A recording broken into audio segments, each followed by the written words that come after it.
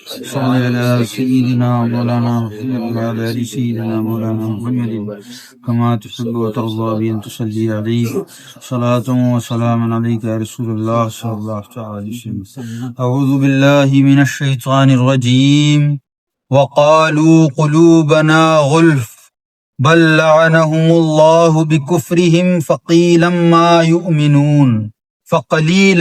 يؤمنون. ترجمہ معارف القرآن. اور بکنے لگے کہ ہمارے دل غلاف میں ہیں، بلکہ ملعون کیا اللہ نے ان کو ان کے کفر کی وجہ سے، تو کچھ ہی ان کے ایمان لائیں. تفسیر. اور ہر نبی کے پیغام کو اور پیغمبر اسلام کے پیغام کو سن کر کچھ نہیں تو یہی بکنے لگے کہ ہمیں آپ اپنا پیغام کیوں بیکار سناتے ہیں، کیونکہ ہمارے دل تو غلاف میں ہے، وہاں تک کسی پیغام کے گھسنے کا کوئی راستہ ہی نہیں ہے، اور اس میں خود سارے علم بھرے ہوئے ہیں. ان کی یہ بکواس تو بے معنی ہے، بلکہ سچ تو یہ ہے کہ ملعون کیا اور اپنی رحمت سے محروم قرار دیا ان کو اللہ تعالی نے خود ان کے کفر کی کمائی کی وجہ سے. تو ہمیشہ یہی ہوگا کہ دوسری قوموں کے اعتبار سے تعداد میں یہودیوں میں سے کچھ ہی ان کے ایمان لائیں تو لائیں. صدق اللہ مولانا العظیم وصدق رسولہ النبی الامین الکریم.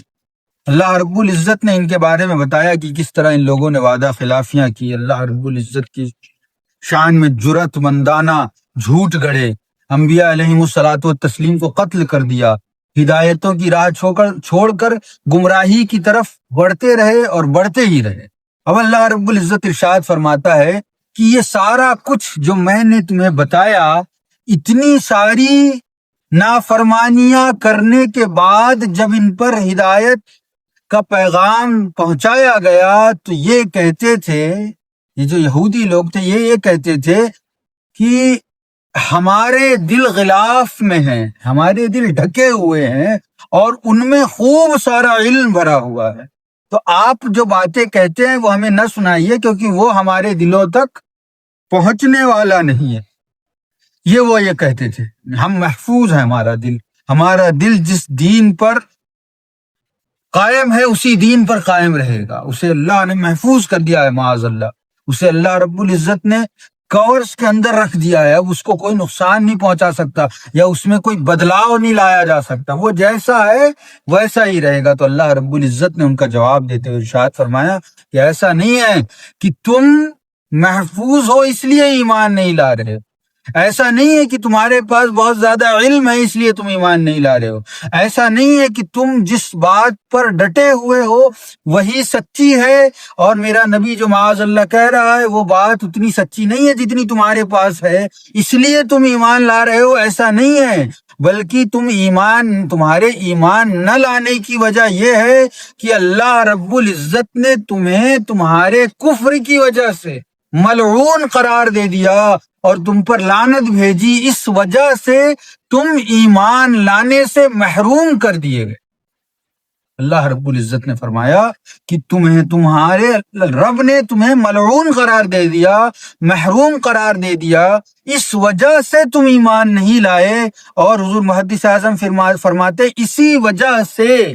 آج تک یہودیوں میں سے بہت تھوڑے ہی لوگ ایمان لے کر آتے ہیں، کیونکہ اللہ رب العزت نے انہیں ملعون قرار دیا، انہیں محروم قرار دیا. اب ذرا غور کریں کہ ہم میں سے بھی ایسے لوگ ہیں جو یہ سوچتے ہیں کہ ہم سے بڑا مسلمان کوئی نہیں ہے، ہم سے زیادہ علم والا کوئی نہیں ہے، ہم سے زیادہ احادیث و قرآن کی سمجھ رکھنے والا کوئی نہیں ہے، ہم سے زیادہ عظمت و قدر والا کوئی نہیں ہے. لیکن ایسا نہیں ہے، بلکہ اللہ رب العزت نے جب ہم پر ہدایت کے دروازے کھولے، جب اللہ کے نبی صلی اللہ تعالی علیہ وسلم کے ذریعے ہم تک کوئی بات پہنچی، ہمارے ائمہ محققین نے جو بات نکالی، احادیث کریمہ سے تخریج کی، استنباط کیا، مسائل نکالے اور ہم تک پہنچائے، تو جب وہ ہم تک پہنچے تو ہمیں چاہیے کہ انہیں مان لیں، ہٹ درمی نہ کریں. ورنہ ایسے لوگوں کے بارے میں اللہ رب العزت نے صاف طور پر فرما دیا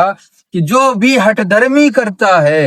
اور اپنے آپ کو محققین سے بڑا تحقیق کرنے والا، محدثین سے بڑا حدیث بیان کرنے والا، مفسرین سے بڑا قرآن سمجھنے والا اور فقیہوں سے زیادہ مسائل فقہیہ کا سمجھدار جانتا ہے، خود کو اپنے آپ کو عالموں سے زیادہ علم والا سمجھتا ہے، تو رب تبارک و تعالیٰ فرماتا ہے تو ایسا نہیں ہے کہ تم سجدے تمہارے نہیں چاہنے کی وجہ سے نہیں کرتے ہو، تم عبادتوں سے دور تمہاری ضروری کاموں کی وجہ سے تم دور ہو گئے ہو، ایسا نہیں ہے، بلکہ اللہ رب العزت نے اس بات کو ظاہر کر دیا